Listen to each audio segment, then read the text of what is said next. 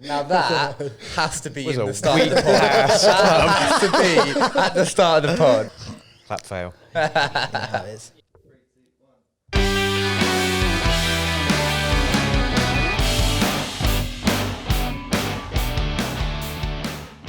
Welcome back to another episode of the Hear2Listen podcast. You're joined by myself, Max. I've got Jack, Leon, Yo. we've got Adam, Hey, man. and we've got Silent Emily in the room making some editing notes and all that sort of stuff. We've got a producer. Actually- We're going up in the world. I feel bad now. Why? Because that's twice you've been in the room and I haven't mentioned you.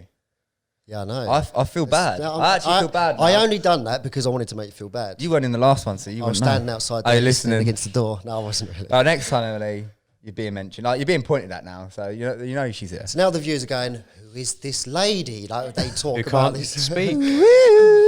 Yes, so yeah, we're back. And you guys have just finished another little pod, so Yeah, I feel man. like I'm just joining the team again. I feel like I got booted out and now I'm back in. Back off the subs bench. But we got a, actually before we get into this one, let's just have a little run through of just how we doing. Like, how are you doing, Adam? We'll pass it to you first. How you been? Pretty good. Yeah, good. Yeah? Yeah, just can't good? complain. Nothing going on? I mean, we sorted out a board game thing this weekend, which is already on my mind. As Looking well. forward to that. That's great. I feel like I've played more board games this month than I have in my whole entire life. And Me that's too. all thanks to this man right here. And I actually really enjoy them. Like, Mate, I'm looking forward to Saturday. Like, All right, let's just tell the viewers. So, I don't know about your opinions. Before we played with Adam, the last good board game that I genuinely enjoyed was one we played around yours, a 1970s I got it from the balance boot game. sale. Yeah. So I'm not a board game guy. I thought they're boring. I play Monopoly. That's all right. You know, it gets me annoyed, splits the family up, whatever. And then frustration, all right again. But, you know, I was a kid when I learnt that. So Adam said to us, board games, if you compare board games to a Nokia, what is it, 3090? you got to get this analogy All right right, go on. now. And what's was the it? analogy? It was in the previous podcast, but yeah, it was Oh, was Nokia it? 500 being Monopoly and sort of snakes and ladders and stuff. But like the modern board games, like the iPhone 11, it's just. It was something that was discussed in my board game group as how do you tell people that don't know about board games how much they've moved on? And that seemed to be a popular analogy. It was perfect. And he's not joking. No, he's not. He is not joking. I don't think there's many people out there that actually, well, I can speak for myself, but I don't know many people other than the people that's in this room right now that actually commit much time to board games. All right. We don't commit a lot of different time ages. at the moment. All right, I'm coming up. All right. Mate, this is going to be our go-to thing. Like, this is our hobby now. Like, Do you like this is how it football? starts. No, not football. this is one man. of 5 a day now. This is. There we go. 5 a day, doing something that makes you feel good and takes your mind off of Not when you're losing. Not when Adam throws the dice in, he gets 2 pairs and you got to throw all your dice in.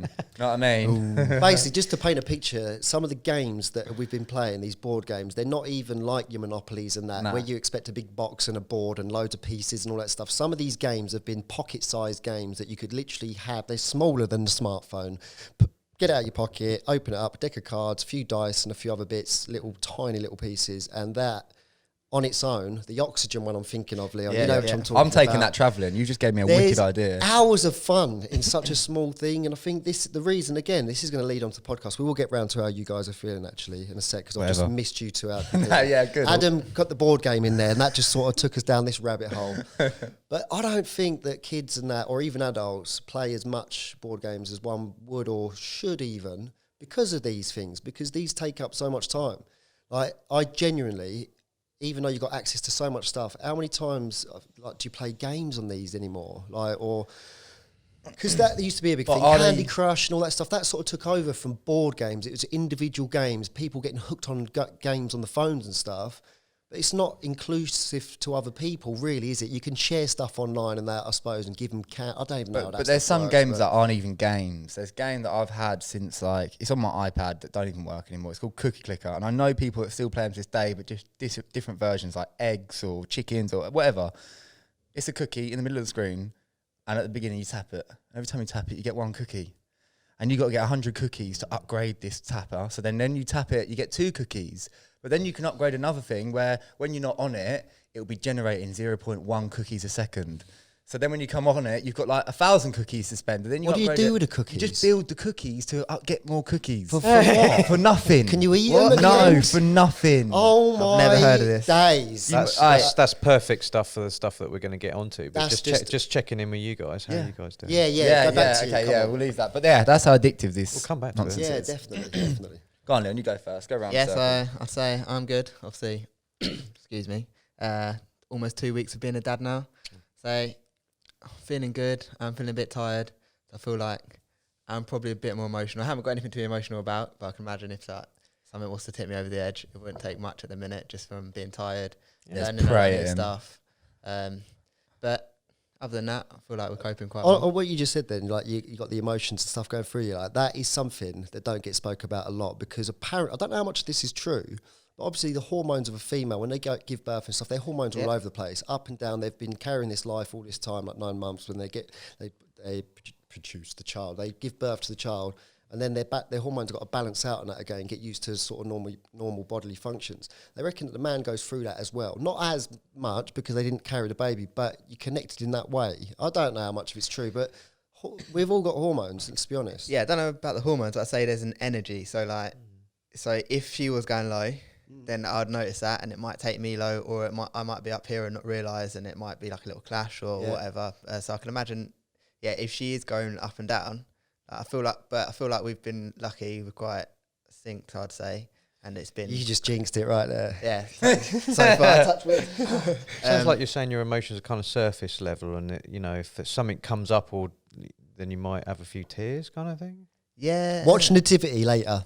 Mate, There's a vulnerability to that. It sounds like. yeah. So I suppose, I probably kind of do feel a bit vulnerable, but in the sense that not like I'm gonna. I mean, Nah, we got it's to pray collapsing. at him, man. Huh? We got to pry at him. We got Do you know what? get I him was thinking emotional. we need to support him. Oh no, You're I've got such to an antagonist. See the difference. See, like yesterday when I put the Adam's like, oh yeah, what's your address? In the group chat. Yeah. Oh, yeah. Don't say it. I can't say what Jack put on there online, but I genuinely I even thought read that. that. Was I knew he thought it was, and that's why I spelt it the way I spelt it. Oh man, I had to read it twice. The only I'm not problem gonna lie, though, I'm the like, only problem with us talking about this is they don't know. they don't know what the joke is. So basically, it was a rude word that he called my road on my street. But he spelt it in a way that it didn't look like that rude word, but then actually sounding it out. But then the creates funny that thing word. was, Adam then sent the rude word spelt properly with the thing that I added into it separately, and then the end of the road. So like, like clarifying. Yeah. Really? Yeah. That's what I was saying. I was going, really, really not just total. I love it. I love it. So that was an example of how I thought, actually, I might be feeling a bit delicate. Because even though I read that, I thought, why did he say that? That's what I thought after I'd realised. And I know that he wouldn't have meant anything by it. But I was like, I love Jokes. it. It's even, what? So then take a second, like, shake it off, then just put a couple emojis, just to lighten the mood. Just on that as well, Jack, because I don't want to sound like I'm digging you out, but it's something that I noticed on one of the last episodes of the podcast is that I like that you're the antagonist. You're a bit controversial in your way, and I don't feel I can go to that place. And I find that really useful to the team to kind of present, be the devil's advocate, be the slightly, Sometimes, Adam, it doesn't even come from the heart. All right, it doesn't. Normally, I say these things because I like annoying people, or I like getting reactions from people. I don't know what it is. I think it comes impulsive. From, but I think it comes from you and Mum. Oh, thanks, mate. No, but it is because Stems from Mum, not me. Yeah. Like, But I lived with you for plenty of years. He did. So, yeah. Mum loves winding people up. He loves winding people up. It's in the I genes. love winding It's people up. entertainment, It is isn't it? entertainment, Yeah, exactly yeah. that. And it's quite because there's people that do wind ups that are like, oh, that's well cruel. Yeah. I don't get any sense of that. No. You ain't known him long enough, Adam. You've not known him there long has enough. been. I won't go into it. There has been some things I've done over the top, and I've been like, whoa. I just feel like young man is just trying to find himself in the pecking order. See where Do he you know what I stands. thought At you the was going to top, say? I thought you was going to say, no, look, some of them things don't come from the heart. I say those things because I'm speaking on behalf of some of the viewers that may be thinking those things. I thought he was going to say that, but instead he's like, nah, just do it. Entertainment, like taking the mickey out of people. It's good. So Jack, how are you then? I'm good, man. I'm good. Had a wicked weekend. Had some poker. Watched Little Man fight. Hey, anyone that watched the Little Man fight, honestly, the best boxing fight I have seen that I've actually paid for. Like 100%. When he's next fighting, I'm watching him. He went in there, yeah, tore this guy apart. Actually tore this guy apart. And then at the end, you know, they showed respect, showed that they're like brothers and that or whatever. It's a good sportsman. But it's like yeah, at the beginning it weren't. I mean, yeah. the meetings, I don't know how real that was. It looked pretty real. He threw this guy like 7 feet across the room, and they had like a little scrap and that. But when it come down to the fight, yeah, it was no. The guy got a couple good hits, but there's just like multiple times where this guy was up against the ropes, just getting banged about. So if you like watching that sort of thing, then tune into the Little Man fight. But that, speaking of that fight, so I don't know about the stats and that. Do you know how many people viewed that? Like, I don't compare actually. it to I you, don't. because it's similar sort of run up to like when KSI done it with Logan Paul and all that and the boxing. But that went global. That was massive. That was huge. This is like the next event since then. Mason and all his mates tuned in for it. Yeah, and what I would say is young teens and then adults. From the look at it, it was fully independent. So like, yeah, fully independent. they would have like Wicked and bad. Yeah, so they would have been getting all their own money from it and stuff like that, which is I do rate instead of having to like do it through like Sky Sports and. Isn't it crazy that you could literally go up and do that if you've got the support and you've got the social sort of backing, I suppose. Yeah, because what did they both do beforehand? One of them was, I think he's the world champion, and one of them's come out of prison. So this is what how did this start? So he come out of prison, did he? Yeah, so I don't know the full story, but I have watched a little interview of him. So he come out of prison, but he was making videos in prison that went viral. So then when he come out of prison, he just started doing like more viral videos, and then he was just appearing on different platforms, which obviously just building up his profile. But his profile was almost like a sort of gangster type guy, like bit aggy. See, I knew none of this. So background story. So he's been building himself up, and then from how I see him, he went a little bit quiet, and then this fight come out, and then now he's like up here again. Well, he was trying to organise a fight for ages. He literally challenging anyone. He's like, anyone that wants it, and he's like, I'm happy to fight. And I was like, fair play. Some guy challenged him. They sort of tried to set it up, fell apart. The other guy didn't want to fight, didn't want to come over to England. And then this other guy done it, is Salim, and I think, I couldn't get it up, but I think he's like, he had a belt for some reason, like, I don't know what it was for, but he was meant to be the nuts. And then, yeah, he just got in the ring, and I've even got some videos on my phone. I might even put them up in the background because... Mate, but I probably wouldn't fight Little Man, like, as in a boxing element. I love the name Little Man, because anytime someone says it, I said to Mason yesterday, because he was talking about it, I was like, are you talking about the Little Man fight? And my dad looked at me and he's like, what? Little Man fight? No, Little Man. Yeah, that's I like his name. Lickle. That's Lickle Man, wicked and bad. That's actually sick. I love it. Anyway, so we actually get it, No, yeah, sick weekend, feeling good. Just had a good pod. Another good pod coming up. I'm all good, man. Cool. Actually, longer than gone. I'm not feeling good. You're not? Not as good as I was 3 days ago. Nice. I like where this is going. Because I watched something that's changed my life forever. And that's basically what we're going to talk about today. Yeah. And the reason why I'm actually I'm a little bit, what's the word? Scared. No, a little bit. You know when you're smug and you're like, because let's be honest, right? You can call me a liar or whatever, but although I am a sucker to what we're about to talk about still, because slave to it, whatever, I've been talking about what we're about to talk about for the last 3.5, 4 years. Sometimes with tutors, students on sessions, and just colleagues and friends. But it's been talked and spoke about for ages and ages and ages, and it's usually spirals down to or stems from social media in general and the dark side. And I think that was the first documentary that I'd seen, which started to get me on the path of thinking about this and looking at the dangers of the social media and what comes with that, the artificial intelligence and all this sort of stuff. But it was you two that actually said to me about 2-3 years ago, but what are you going to do about it? Like, what can you do? Are you going to get everybody to start listening and not use it, for example? It's never going to happen. Like, we've been brought into this world, or a lot of people have been born into this world where it's just been there. Social media's been there. Technology is always evolving. What are you going to do about it? And it's like, well, actually, you're right. What am I going to do about it? But it seems like this year is the year that it's been spoken about more so. And it was the program that I would see on Netflix, documentary / I don't know what you'd call it. It's almost like a movie. It's got parts of a movie. They've created a movie for it, and there's a lot of people that have created these platforms and had stuff to do with the building of the corporations that do the social media, the Snapchats, your Instagram, your Facebooks and that. And they're discussing a lot about the problems, the issues, the positives, the negatives, all of the stuff. But then in between those segments, they actually play like a movie, didn't they? Yep. And I watched that. It come up in my suggested, in my suggested thing. We'll get to it in a minute. And it was top 10 ranking in the UK apparently on Netflix. So if you haven't seen it already, I no doubt it's going to pop up on your newsfeed, or you might see it. You might hear people talking about it. I know that tutors have been getting their students to watch it because it is a powerful It's message. an eye opener, isn't it? It's an eye opener. What's I it watched called? this Social Dilemma. So I watched it knowing that I'd seen and heard most of the stuff before, but it displays it in a more visual way. I'm very visual. And the way that it displays on the screen, it's so visual to the point where it's freaky and a little bit scary.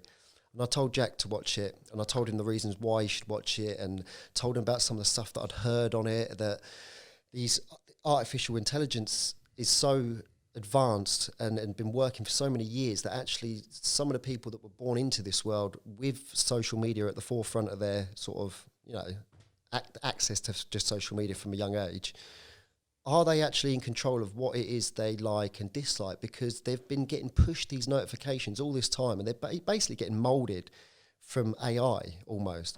And Jack was like, no, and he was well against it. I watch what I want to watch, and I do this, and he's laughing now. Look, he's grinning, and this is why I feel a bit smug, because he come in yesterday, and he's completely gone full circle, and now he's on my wavelength, and he's like, I need to sort this out. This is getting a bit dark. Tell us about it, Jack. Tell us about it, Jack. So he said to me, I said, yeah, I watch the videos. I love watching skiing videos, stunt videos, fails, all this sort of stuff on my Instagram. That's pretty much all I use it for now. I don't really like checking up on what people from school were doing. I normally just breeze past them because why does it matter? But with the videos and that, I thought that I enjoyed watching them. I thought I enjoyed dedicating hours of my day to watching these because, it's like they're funny and they're fun and they do mad stuff. But then after watching this, it said that a group in the age range between 1996 and 2000, this was the hardest group that first got hit because it was in their adolescence. Now I'm in that group. So the way it sort of made me realise that the only reason I like watching these videos is because there's a computer on the other side of this screen that has algorithms that are trying to work out what I like, and it's sending me things that it thinks I like to test whether I like it. And if I end up watching that video or I spend a certain amount of time on it, then it knows that I like that video, and then it's going to line up another video that's like that for me to watch it again. And then that's how it sort of gets you addicted. And I didn't think I was addicted. I didn't think I'd have to watch these videos. But since yesterday or the day before that I've not been doing it, I've actually literally been sitting there and I'll be like, oh, message from my dad. Yeah, cool. And then it'll be, go on Instagram without even thinking about it. And then I'm scrolling without even thinking about it. And I'm like, I said I weren't going to do it. Like, put the phone down. Why can't I just put the phone down and not look at those? I don't need to look at those videos. And then I started to think, I was chatting to Tyler, he's like, yeah, but yesterday, he's like, yeah, but I like watching those videos. And like, what else would you do? And I'm like, well, maybe if I didn't watch those videos for hours a day, I'd actually be doing some of the stuff that I'm watching in real life and actually experiencing this sort of stuff. Thing is, when you said about you just explained what they're doing. So you click on a video, and then the algorithms will realise that you like that. So then they're going to Not just that. Yeah, but they'll push more your way. So this is for the viewers' ears more so. So they'll push more your way, and people are probably going, "What's wrong with that? That's cool." Because they're learning what I like. Why is that a bad thing? It didn't start off to be a bad thing. But it's not what you like. It's what you are engaged with. So it doesn't matter whether you like it, whether you hate it, whether you love it, it could be any emotion, but as long as that emotion connects you to this phone and it makes you react or makes you do something, or keeps you on it, then they're happy. They don't care if like that the film says it shows you a picture of your ex with a new partner and it's making you sad. You're probably gonna look at it because like you feel like you need to, I don't know, something inside you like, oh man, I got to see that, but then you're hooked. Then you're sad, and then you're scrolling more, and then they show you something happy to bring you up, and then they'll show you something sad, and just to keep you on there. Basically, playing God. That's what they're doing. No, genuinely, they're basically playing God. And what Jack just said there, where they send a notification. You just come out of a long-term relationship, a longish term relationship, and then a notification comes up, and it's your ex. is in a relationship. Now, you might think that that's come up as it's just coincidence or whatever, but there's someone, or not someone, but the AI. The AI has worked out that you spent a lot of time with that person previously. You've had photos with that person, facial recognition, that all comes into it. Everything. There's so much complexity. What's the Complexity. Complexity. There we go. Yeah, there's so much to this that actually it was not a coincidence. It wasn't just by chance. She didn't send that notification so you see it. They have put 2 and 2 together and thought this could generate a reaction. Yeah. Good or bad, we're going to engage this person because they're going to want to see what's going on. And that's the dark side of it. Like, we could talk. But that's not even the dark side. That is. No, that's where it stems from. Yeah. So they're saying, like, it's so mad. So they're saying that companies now have approached Facebook, not just companies, countries like Russia being one of them, have approached Facebook and said, we want this demographic of people to believe this or to do this, or people that believe or follow some sort of conspiracies. We want you to send them these images. So then it will go through all the algorithms and it will check your last... It won't even need to because it's already got them there, but it will have checked every single post you've ever done or every single thing you've ever looked at. And if you've got, like, I don't know, conspiracy theories in there, they'll show you these posts that these people want you to see to get you to believe certain things. So fake news, spreading stuff about the election in like 2016 in the USA. Apparently Russia got President Trump elected by paying Facebook like millions of dollars to influence their population. So like, it's not just about keeping you addicted to the app and making money off you. It's about changing what you're manipulating you to do things in real life. And that is what changed it for me, because I'm sitting there thinking, am I choosing what I like? Like, obviously I'm choosing what I do day to day and all this sort of stuff. Like, it's not brainwashing me in that way, but it's just subliminal, small little things like buying certain products or that sort of stuff. Like, has it actually changed my personality in the slightest way? And if it has, I don't want it. So, well, you boys went on. Sorry, we were... So I feel like we need to add maybe a little bit of context. So the show is literally just about how social media is shaping and controlling people's minds, basically. But so what it does, as Max was saying about, it shows you like, so it's got people that are acting and they're acting as if they were behind the screen. So like every time you do something, and you did say this to me like when you, the dark side of social media, and I watched it and they said there's hundreds of people behind that app trying to figure out ways to keep you on that app. So like when you said that, so like since then for like last 2 years, I've had a timer on my Instagram and Facebook, and one of the games I like to play on my phone, just because like I know that they're trying to, but I still click over that limit. So it says you've reached your half an hour 15 limit. minutes extra. And extra 15 minutes. Or like sometimes on the weekend or whatever, I'll hit the limit in the morning and I'm like, oh, well, Saturday I just open it up to give myself full access to the apps all day. Like just indulge. To do what? To indulge in what? Indulge in my addiction in a little to bit social of media. dopamine every time I look at something fun. It's just... But what the show does, it just shows how the people that are talking behind the scenes, if they were having a conversation, they're literally discussing ways for you to look at your phone. And can you remember which they were? There was 4 guys when there. One was to make them happy, one was for sad, emotions, I think, and then there was the ads to create revenue, and then there was another robot that was like to keep you engaged. And they, like Leon said, they've put these actors in to make it more visual, like I said, for someone like myself. But actually, they're not actual human beings behind this thing. If they were, it probably wouldn't be as dangerous, because AI is so intelligent that, again, it's not necessarily going to be dangerous. And referring to the... people wouldn't physically have to do that. Well, it wouldn't. This is what Elon Musk was saying on Joe Rogan's podcast that I tuned into last night, and it's about, like, the dangers is not so much the AI, it's what the humans could end up doing with the AI. Obviously, once the AI is out the bottle, the genie's out the bottle, they said it's out. Done. It's that intelligent that it's going to create... It constantly learns. It's continuously learning, So it will...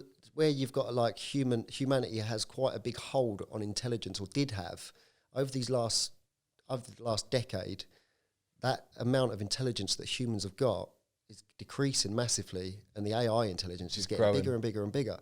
So before you know it, it's going to figure out like, wait, it already knows that it doesn't need a human to power this and all that sort of stuff. It's just like, Elon said, like, this is why you should never kick a robot. And it's like, they started laughing at that. It's like, because they have really good memories. Like, they don't forget. So everything, and this is a scary bit, so everything, so Jack, we use Jack as an example. 12 years old, you had social media, right? Younger than 12 probably. Yeah. Yeah, so ever since you was like, let's say 10, Yeah, 11, it knows what I've done. It's known everything you've done, every time you've clicked that screen, how long you spent viewing at a certain picture. It gets as deep as that. So you could spend 20 seconds looking at a picture of someone that you like the look of. That's made a note of that. Yeah. So the chance of you seeing that person again will be highly likely because it knows that you engaged. Even if you didn't like it. Yeah, but you don't have to like it. You don't have to give it a thumbs up or a love heart. You don't have to do that. You just have to, your eyes. And what's important here, how long that screen stays open on that post before you start to scroll on. And that's a worrying thought. And this is where it comes into the thing where I said to Jack, it's like, how do you know you like what you like? Because they've spent all those years since you was 11, 10, say 10, all those years since you was 10 to the age you are now, that's a decade over.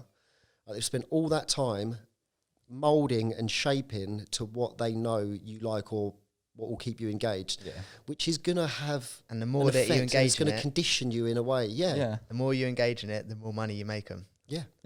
That's why they say we are the users. No, we we are was the the product. users. We went from being the users to being the product. So one of the guys that was on it, he was describing it as if like, right, we've cleared out all the oceans, we've ruined the environment. Now they're like, the final resource is the human mind, and that's what they're mining. They said they're literally mining the human mind and like the human attention, and then mining their attention from humans physically and making money off of that. So it's the final resource before. He was quite doom and gloom. So he was like, almost, it's like the final resource before chaos, basically. Well, that's what Elon said. It's gone. Sorry. I mean, Leon, you've been in sales before as well, and I've heard Chris talk about taking up mental real estate. Is that a concept you're aware of in sales? You know, and is that linked in any way? Like, I suppose so. So how Chris explains it is like, so McDonald's, not everyone eats McDonald's, but the majority of people will grab a McDonald's. But what McDonald's do really well is they advertise all the time. So they're always planting a seed of a McDonald's in your head. So even if you haven't had a McDonald's, you'd be like, oh, I haven't had McDonald's for like 6 months, I'm doing good. You're always going to see an advert for it.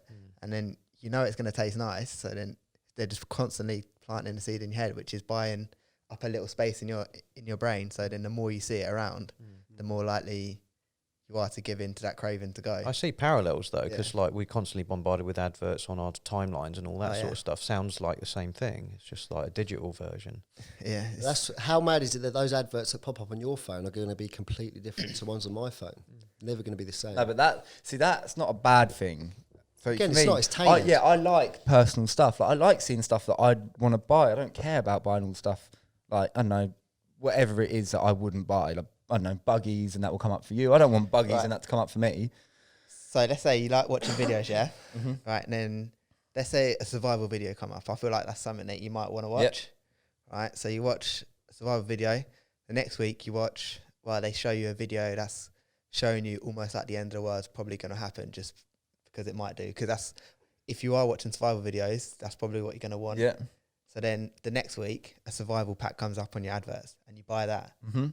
Now you've got a survival pack. Would you have bought that without all those seeds? So No, maybe not. That's the scary thing of it. So it's led to that point, and they know they've pre-planned it because they've already tested the algorithms to what you are going to be clicking. That's when them people are behind the screen and they're like, have you tried this though? And they're like, no, quick, push it his way. It's like, boom, put an ad there. And they're like, didn't click it. Try another one. See, we have simplified it quite a lot, like checking like how long you look at photos and that. Like, that's not just what they're doing. The amount of data that they're taking is everything they can. Like, every single bit of data they can. Of everyone. And how they correlate it is the same. And like, it's got so smart that they don't even know what it's doing anymore. And while we're sitting here, it sounds all really conspiracy-like and like these facts and that. They might not all be true. You know, we're talking about something that we've watched and we're trying to relay the information back. So definitely watch it. But the people in these videos, they're not people like us that have done some research or hate Facebook or have had a bad thing with it or anything like that. These are people that co-invented it. That invented. So one of them's the guy that invented the recommended for you on YouTube. One of the guys is the guy that monetized Facebook. One of the guys, like, these are guys that were solely involved in the creating of these apps. They won't let their kids touch it. They're going out their way to destroy or change the companies Not- that they yeah, created. not even destroy, No, because they just see the like, good in yeah. social media. Like we say, like it helps so many people reach family, you know, connect, grow business, all this sort of stuff. But That because was- there's no regulations, it's just gone down a dark hole. unethical and now, it's they say. unethical, They've yeah. was created interesting, an I saw- unethical monster, aren't they? Sorry, Max. That's They're right. saying everyone that Jack's talking about, when they were in the company, they were creating it to do good for the people. Yeah. So like the recommended for, oh well, it'd be a good idea if there's videos that come up, like, and then the Yeah. the like button and stuff like that. Like Yeah, they're so all good ideas he said for that, the didn't benefit he? of humanity. But now it's like it's been taken like as a good idea to make money from, and then now the business is behind it, and it's just working as a business. I don't care about anything else. Yeah, that's it. It's all money. But every business that has been around for a long time has got things in place to make sure it is ethical and to make sure they're not mining too much oil too quick, and all this sort of stuff is in place. But because social media is so new, there's no regulations. They can do what they want there. And the guy says when in humanity has a handful of like 40 people from one area of the world, one tiny area, Silicon Valley, change the minds of so many people over the whole world. It's never been done before. So he's saying like, if one group has control over the whole world, a small bit, then think about the damage that they could do and the damage that they are doing. And then it shows you like all the mental health stats, like it gets to 2011. Suicide. Yeah, and Bang. bang. That was scary. Bang, like literally it was mental health, it's stable for like 100 years, whatever, and then bang, hits 2011, Facebook's release, young people start getting involved, suicides jump up like 180%. And then again, for girls aged 10 to 14, 180%. And then boys the same, and younger boys the same. And it's just like, you can clearly see that this is like a big role in mental health. And there's nothing that's been put in place to sort of change that. People will still say that the reason there was a spike in mental health and blah, blah, blah is because people are open about talking about it now. Not Or at all. diagnosis. Yeah, I thought of that argument. It's but not. Yeah. And people will say that. And I used to be one of those What do people you mean? that people are open to about talking it because there was so much publicity and celebrities coming forward about it and people were seeing and learning. But that more wouldn't about it. change the suicide stats. That's exactly what I was thinking. Yeah, like suicide stats in my head would stay the same because If you're not coming out about it, so yeah, what? so if all these people, let's say this is the I'm line on of about the suicides. spike in mental health disorders. Yeah, Yeah, That's what I but was yeah, talking but about. yeah, but with Yeah, so- the suicide thing's the same though. It's the same stats, but yeah, again, like what you're saying, it, So if the line was going straight and then social media came in and the line was still going straight and everyone was talking about mental health, but the line was still here, then it wouldn't have made a difference. But because it's just gone up, then what you're saying is exactly right. Yeah, it's all just mad. It is mad. Can I because ask about like I've noticed some trends on YouTube over the last month, particularly, and I've seen more adverts than ever, and I've only used the Xbox for watching YouTube, and I do notice a difference between the different apps that you've got, and I've got one that keeps coming up every time I go on a video, which is there's a retail outlet. I can't remember the name of it, but it's near Bullingdon Jail anyway. But the it's a 5-second one, and it's a mother and a daughter wandering into a shop, and they look like they're clothes shopping. How is that tailored for me? Is the kind of first point I want to make. Secondly, I got into a bit of gambling earlier on in the year, and it's the first time I've ever done it. Went on like Sky Bet, all that sort of stuff. Great. And it didn't work out for me. I was like, I didn't like this. It's not good. Like, I'm not gaining much money. You know, I lost, you know, say 100 quid, but in my last week of deciding to do it, I got 70 back. And I'm like, right, I've just lost 30. That's fine. I'll lose 30, you know. Ever since then, all my YouTube stuff has been very bet related. And I wondered if it was just me and it was tailored for me, or that was like a COVID thing where there was like a heightened amount of people getting involved in gambling. Have you seen maybe gambling I stuff? have done betting, not a lot. But ever since I have done betting, I get betting apps. And I feel like it's one of those things where they feel like if you've done it once, it's something that they can also, remember get you what we've back just on. been talking about? Like, it's only going to be specific to him. Yeah. You So I say started how- wondering if Yeah, but like it's- everybody else is getting loads of they like won't. betting This apps. is what we're No, saying. yeah. If you can't, like, we literally just spoke about this, and this is what I mean. Even you was thinking back then and not going back on what we're saying, so almost contradicting what we're saying. It doesn't matter whether you can find reason or connection to what you're seeing. You said about a mother and a daughter. You've often spoke about to us, or not often, but you've mentioned a couple of times not having kids, and it's not been a thing that you're supposed. So you've had those conversations out loud. Phone's listening, right? Let's be honest. The phone's always listening. You can turn Siri off, but that is another bug that they've got, where no matter what's said, what's spoken, the camera, it all goes into a data sort, into a hive, like a Massive computer. That warehouse.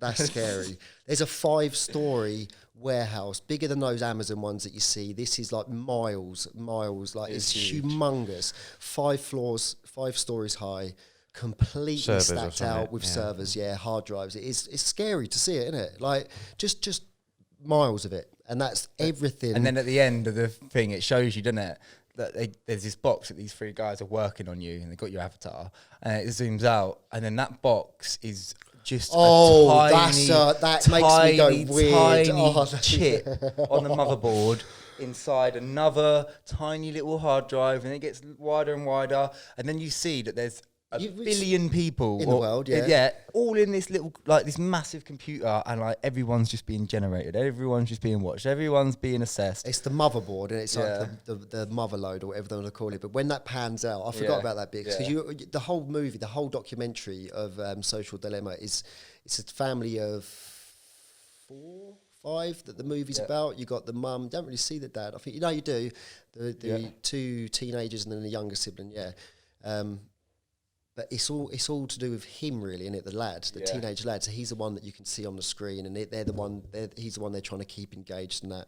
But when that zooms out and you just see how many people would be on that, because you're so fixed on that tunnel vision of watching his story, you forget that actually this is anyone that's got a smartphone. Yeah. Anybody that's got a smartphone, that is another version, an extended version of yourself. Yeah. Like, that is, your phone will have just as much information about you than what you've got up here. Yeah. Like, literally. Yeah, but this is a different way. This is where the problem lies, right? And this is the scariest bit for me, is we've all talked about conspiracies. We've all seen and heard of fake news. We know that when we talk to students and we go within schools, like, a lot of young people are more inclined to believe fake news or believe the beliefs of people that are promoting that. My little boy, for example, come back when lockdown first happened. He come back saying that it's not real. The virus is not real. Like, bear in mind, he was like, he's not a teenager yet. It's not real. It was man-made, and it's a conspiracy that it was China and blah blah blah. Right? This was like after about 2-3 weeks. Where do you hear that? I said to him, and he's like, one of my friends sent it to me. It was a video on Instagram or something. So, like, boom. So that's just something that happens, right? So kids are going to be more open to have more access to this sort of stuff. But the problem lies where AI doesn't know the difference between truth or false, true facts or fiction, or whatever you want to call it. Just sees what people are reacting against. It sees what people are engaging in and what keeps them engaged the longest. Therefore, because fake news seems to get a good reaction, not even a good reaction, it keeps viewers engaged, gets people sharing videos. They are pushing fake news more than anything else. It was a mad percentage. It's like 3 times more. 3 times more. And this is, he said, we're living in a world now where we as humans do not even know what's real or fake, because we're getting fed this information, which is so believable. And it's whether it's man-made information or information that these robots have put together because they know it's captivating. Obviously, that just scares me. Like, even the content they're showing to you is so similar to like how mainstream media would be like showing to you as well. So they show it in like almost the same light, and you're watching it, and it's hard to tell the difference, even for someone. Well, you don't know the truth. Well, someone could be saying this, and Trump could be saying that, and obviously Trump's supposed to be telling the truth because he's a man in power, and he should know everything. And then this guy's saying this, but then this guy's actually backing it up with facts and stuff like that, and you're thinking, well, he's just saying that, and this guy's actually backing everything and up. He's bringing up documents, and he's doing this. And that's what I mean. And then you look at those documents and you think, are these documents even real? Yeah. Like, I've watched so many videos and said to people, and they're like, yeah, but that's so, how do you know that's not fake? And I'm like, I don't, but the facts are more than what anyone else is saying. You know what I mean? They've always said this as well, but then I actually got the brain power, the time to work it out, to actually sit there and put that amount of work in. But because as humans, again, we've got so much going on. Like, to actually put that much time into something, that hasn't already been researched, that's a lot of work. Whereas again, like, you're up against robots. Yeah, man. so that's what I mean. That's what scared me as against well. AIs, mate. Said, like, every time you look into your phone, you think you're looking at Facebook and you're looking at funny videos and you're looking at your friends and your family and you feel safe. But really, when you look at that screen, you're looking directly at a multi-million-dollar computer that is taking in everything that you're doing. Every single thing you're doing, it's taking in, it's analysing, and it's trying to create something to keep you looking at it. And I'm like, mate, it is. Every time I look at it, it is looking at me. I can feel it staring at me. See the Matrix. Like. Yeah. I feel like going back to like separating what's real and what ain't, and getting like fake news and stuff. Like, I literally had a chat with Emily this morning about like kids separating fantasy from reality, for example. So last night, so it was very fresh. Last night, this has happened to me a few times with both my kids, both different ages. But my little girl turned around and said it was just after Dumbledore got pushed or fell off the building, and Got murked, you mean? by Snape, Yeah. And she was like, "So, is he dead in real life?" Like, genuinely, she did not. She just didn't know. She was like, "So does that mean he's dead in real life?" Like, I'm like, "No, you don't." I'm like, "This is not real. This is a movie." You know, like in. And then the she's podcast, like, the "Harry screen's Potter's not real? What?" Dobby. But no, literally. But I've told them time and time again that, look, some things you see on TV will be real. Like, they might show snippets of actual footage and but a lot of the stuff, and even if they're based on true events, it's still actors that are playing those people. But that's something that's come up. And when you look at that, and I know there'll be a lot of parents out there that have had kids that say similar things, like, when you look at that, and if they're struggling to sort of come to terms with that, or not to come to terms with it, but to actually to separate the difference, you look at some of the news stuff that we get fed, and you said that it looks very much like the mainstream media news and all that sort of stuff. To a young mind. You're never going to know. Never going to know. Like, they're not going to know what's right, what's wrong. So we can get them to question everything, but then they're going to spend their whole lives second-guessing, questioning everything. Well, that was what I was saying. It's saying, look, it's all well and good, these companies having these things in place to keep you on the apps. You know, they're a business. At the end of the day, they want to make more money. And this is how they make more money, is by keeping you on the app. And the guy's saying, look, it's all fair, but you're making money and you're keeping them on with the slight bit of deceit. So you're not telling them what's going on. No one knows this is going on. And that's part of the whole problem, is because you're getting all this stuff fed to you without even realising it's happening. If they said to you, look, this is what we're doing, at least now, like, I'm conscious of it. You know, I'm not sitting there for hours, and I'm not wondering why I'm stuck there for 3 hours on my phone, because I know that I'm on the phone because I'm addicted to it, because they've made me addicted to it. But they're saying that all these young people that have grown up with it, they're grown up with slight lies and slight deceit.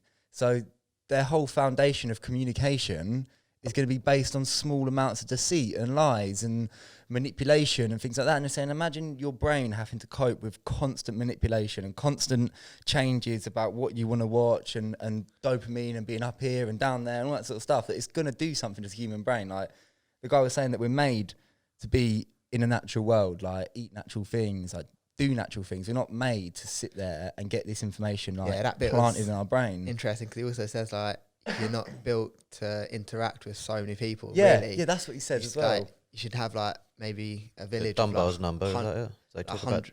Yeah, so I the don't know. Dunbar's number. It's like an X amount of, like, that you can cope with, and we're well beyond that. Yeah. So, like, I think it was like 100 to 1,000 people that we might come in contact with in our lives. But now it's like tens of thousands, like, can see stuff, like, and see you. Yeah. Or if you fall over and it goes viral, obviously all you're thinking as a young person, everyone's taking a mick out of me. Like, that must be.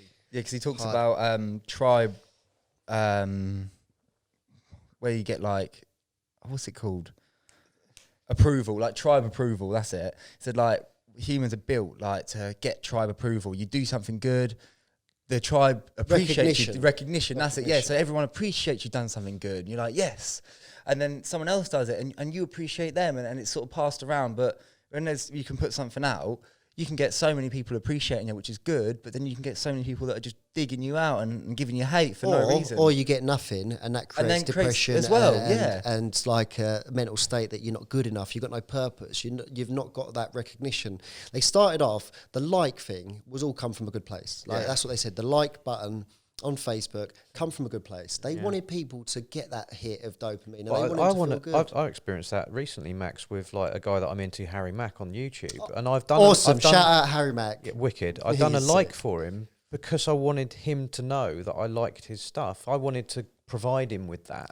He might not ever see it, and I actually did something I've never done before on YouTube in the whole history, is leave a comment for him the other day, because I'm sitting there watching his videos and like tears are going down my face because I'm absolutely loving what he's doing. It's just so creative and collaborative, and he's spreading so much joy, and he's doing his for a bit of context, he's a freestyle rapper, and he's moved. Oh, I know who you're talking about. Yeah, he's moved from like doing it on the street now, and he goes on something called Omegle, I think. I've never heard of this before. But he's doing these, and he's just like pressing a button. He'll end up randomly talking to someone and say, "Can you give me a few words and I can rap through it?" And the joy that he gives to these people. So I was like, I want to give this guy a bit of praise. Do you know what I mean? I feel that. And I was like, you're doing the Lord's work or whatever, this kind of phrase to describe that you are contributing to other people feeling joyful. Yeah. What a fantastic thing to do, including myself, of course. Which, And like you say, it come from a good place. And like, now I've done that, Max, some algorithm AI thing has gone, oh, he's commented on that. I wonder what other comments he can link to. I wonder what other things he can like. I don't doubt it for a second. yeah, definitely. But It's a shame because it has come from that good place. But that's what I mean. But then again, like what you're saying right there, that is a perfect reason why social media is actually a really good thing. It does. It spreads joy. So what? Like you look at a nice video, and it'd be wicked just to look at that video and be like, oh, that was wicked. And then like you're back and you're back in the real world, blah blah. But it's not. You look at that and you're like, that is awesome. And then it's like, oh, another one, another wicked video, and another one, and then 2 hours later, sitting there. I've got to get off this, and then you put it down, and then you sit there for 5 minutes. I think we need to talk about some solutions, boys. Well, I was literally thinking that exact thing. We haven't really got, the only solutions we can offer is those that the experts give at the end of Social Dilemma. And this is another reason to definitely watch it. Any parents, young people, anyone that's in... Anyone that's got Facebook. Anyone that's a slave to the phone, should we say. Yeah. And Leon said something really good the other day. He watched a bit of Russell Brand, and Russell Brand said, if you want to know, what is it? If you want to know if you're addicted, go on, I'll let you say. So he always talks about addiction and stuff like that, 'cause I think that's like, sort of He's where been there, come from. done it. Yeah. He's done it. So he said, if you're not addicted to your phone, put your phone down and leave it and see what your body does. Like if it starts reaching for it, do you feel like you're lost, and like feel how you feel? And if you feel like you're not addicted, do that for a day, and then you'll be able to tell if you're addicted or not, basically. Yeah. So I think it's a good test. I think we should do the challenge. Well, I'm going further. I'm blacking out next week. Shall we do it for a week, all of us? I'm going month for the family, but not complete. It's just so this is what I was going to say. So there is loads of stuff we can do, solutions and stuff. They give a few of them tips out on Social Dilemma. What we have got to do is obviously trust and believe that actually, if Elon Musk couldn't fight against AI, we ain't got a chance, right? So, like he said, if you can't beat them, join them, but just be mindful in a way that, like Leon's put settings on his phone to turn to. I've just decided I'm going a week without, so we'll catch up next week and I'll see how I've done. You do that week. I'm going to literally do something that's more achievable for my family because I've got kids. I think it will probably cause more stress and more harm if I went back and said to them, "You're not having any more phones. I'm giving you a phone that's got nothing." So within my household, I'm going to literally go, 7 o'clock comes, go in the box, like on the documentary, put that in the box. You're not seeing that till the morning.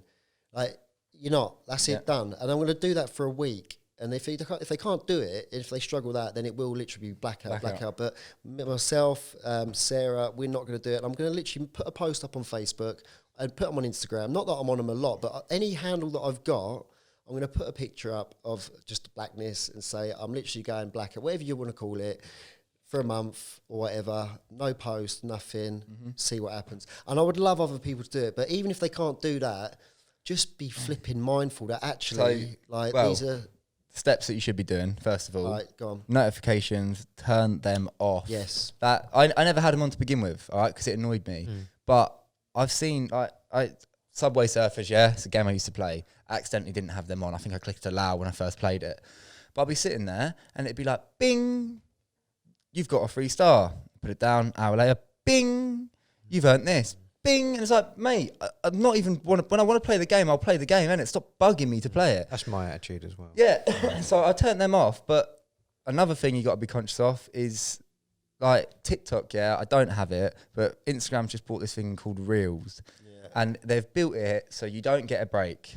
And the reason they don't want you to have a break, it's like in the casino, they don't have a clock because they don't want you to know how much time you spent on it. They don't want you to check. They don't want you to have a gap in between these two videos where you can go, what's the time? Or how long have I been on this? Or I need to do something, because they just want you to go, oh, next video.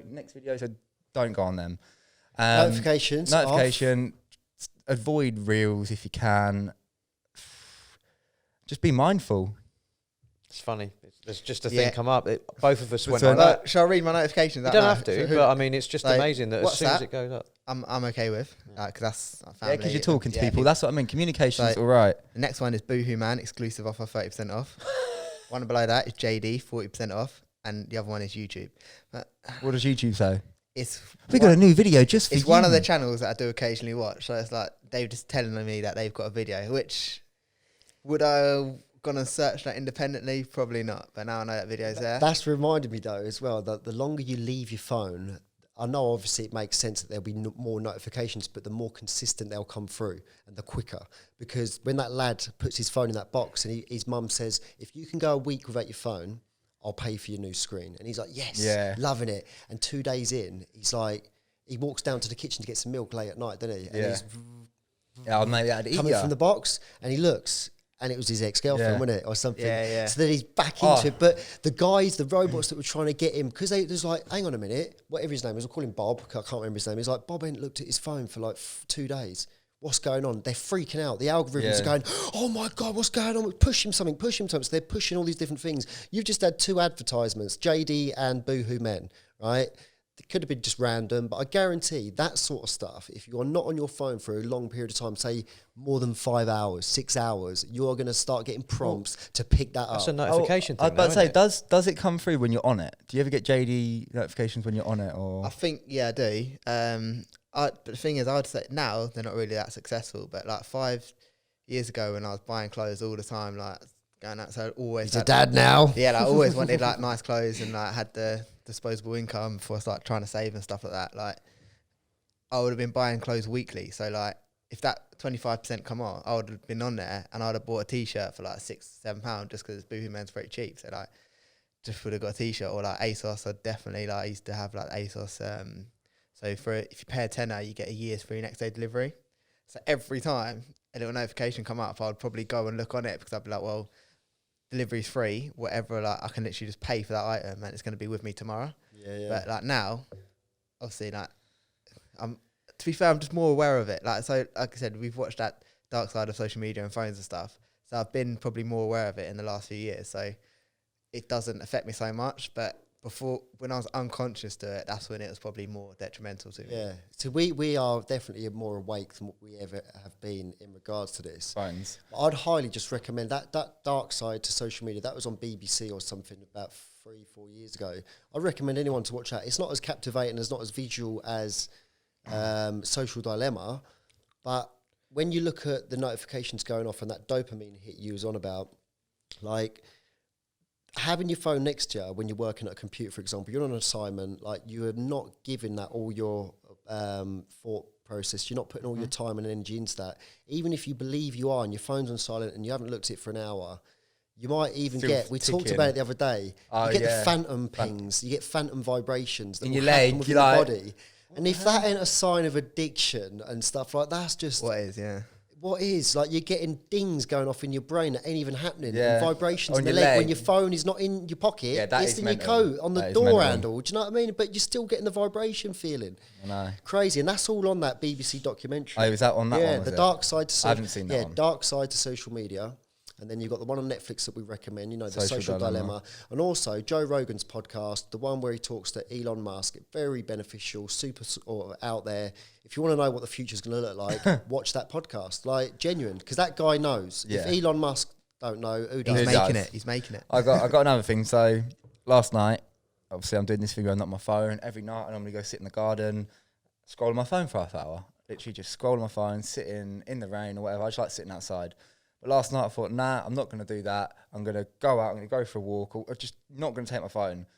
Did take my phone because I needed a flashlight, but I ended up walking over the common at 10:30 at night. It was misty as hell. I literally couldn't see like 10 feet in front of me. You sent me a video. I got that this morning. And it was awesome, man. I was sitting there and I was just walking around in it at night. And in the fog. Yeah, but it was like, I I weren't thinking of anything. I was just taking it all Just in. being. Yeah, just being. I weren't on my phone getting these dopamine hits or anything. Do you know what? I felt relaxed. And when I got into bed, I fell straight to sleep. Literally, bang, out. That's another thing. Like, if you're struggling to sleep in that, if you're having disturbed sleep and you're struggling to get to sleep, phone. Yeah. Like, you got to come off this thing. This is one of the solutions they said. Phones off. Like, this is why I said to the kids at 7 o'clock, turn them off. You've got to be off at least 2-3 hours before you go to bed, really.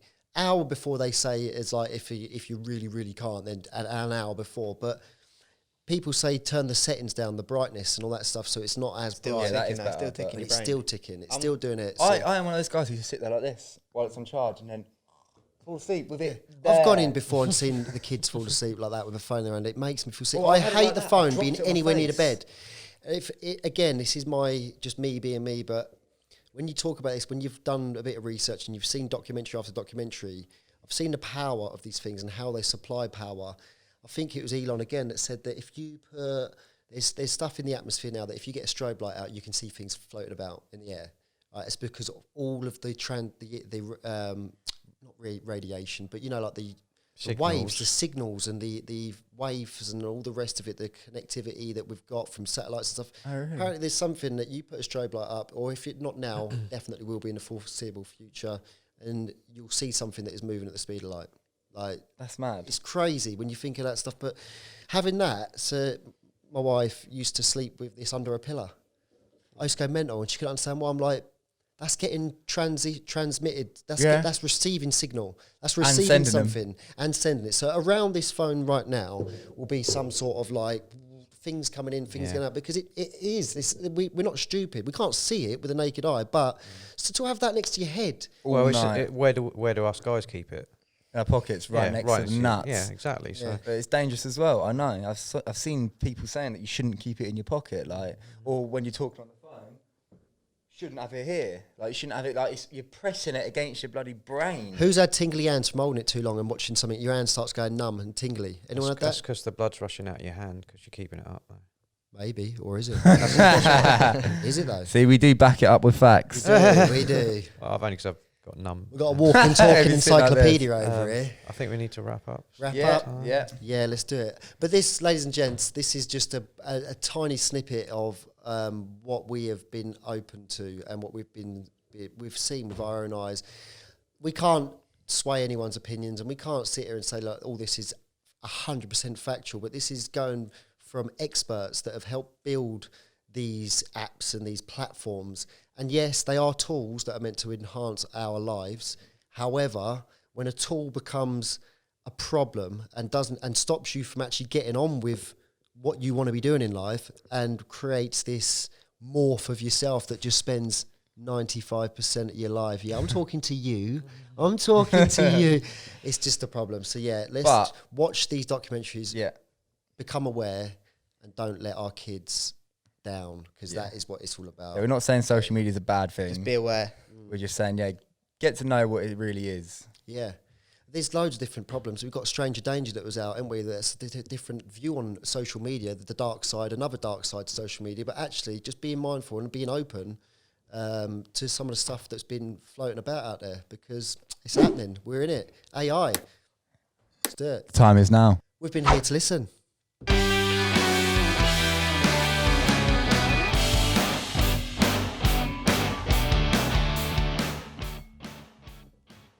Feel like we need an interesting fact to leave on that one. I was just thinking of like pointless the fact. AIs, like they're onto us. What are we gonna do to keep them? Oh, don't. Like, They're going to lose them. yeah, like let's Throw some stuff they DEFCON really 5. like. I don't think the AIs are bothered that anyone is maybe aware. No. I think they No, know. they They've got know. it in the bag, man. It's done.